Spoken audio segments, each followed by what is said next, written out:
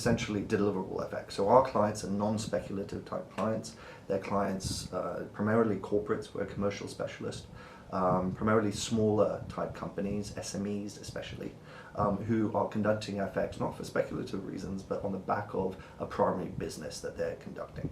So for example, an import-exporter here in Hong Kong, but potentially a financial services type company, whoever needs to do FX off the back of their primary business.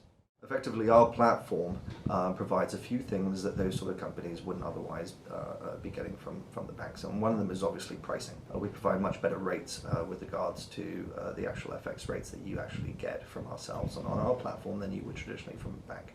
The second thing that we actually do, we actually provide, certainly in US dollar, Hong Kong dollar, which is our launch currency pair for our P2P platform, we actually match orders online anonymously for our clients at the mid price in US dollar, Hong Kong dollar.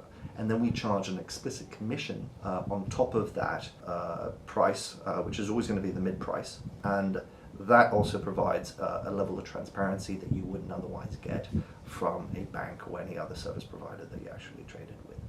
And then the third thing, I guess, on top of that is we actually try and provide a service. So if you're going to call us up because you want to speak to us, and you can also trade with us in a more traditional way, be it on the phone or via email, you can also do that. We actually have somebody that answers the phone pretty much quickly for you. So I guess what we do is really a hybrid of a lot of different things, but we're doing it outside of a banking type operation. Yeah, so traditionally what happens in the FX markets is effectively it's a quote-driven market. So nobody really charges you an explicit commission. They just make a price for you and you take a look at that and your benchmark, nobody really knows the benchmark and they're like, well, is that good or not? And the only really good way of doing it is by going out maybe to another bank or somewhere and sort of compare it and say, okay, this looks okay, or it doesn't look okay, and most of the time it's not okay. And clients, commercial clients, are sort of like, when they actually add up and look at us and go, oh wow, this is amazing, we're actually saving quite a lot. So what we try and provide is some transparency in the marketplace that you wouldn't otherwise get, and we do that via the P2P platform. So what we have to do is create, first of all, a benchmark. So we need a benchmark price that the client can take a look at. So that is the benchmark, i.e. there is no commission, there is no nothing. That is the mid price of, let's call it, the wholesale market. Okay? And we grab that mid price from a whole bunch of different places, we aggregate those prices, and we create this real-time mid price. And then from that, that's where clients actually trade. You will not trade anywhere in the world at a mid price, and we give that to the client. So they're trading in the mid price.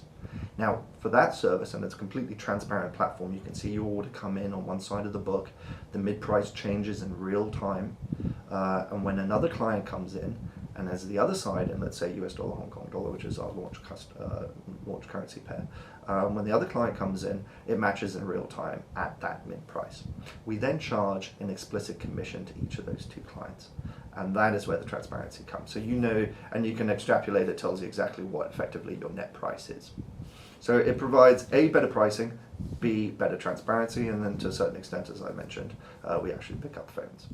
FX is obviously a huge, an important part of the global economies. I mean, the different numbers always change, but it's 3, 4, 5 trillion equivalent in US dollars that trades globally every day. Specifically in Hong Kong with SMEs, which is our starting marketplace, I think the numbers are there, something like 300,000-400,000 SMEs in Hong Kong alone. Because Hong Kong being a trading type of place, a lot of those companies actually have to conduct FX transactions off the back of being an importer and exporter. The FCC is one of the regulators in Hong Kong of FX trading, but that's with regards to the speculative type trading. We come up under an umbrella of the Hong Kong Customs and Excise, so we operate as what you call a money service operator.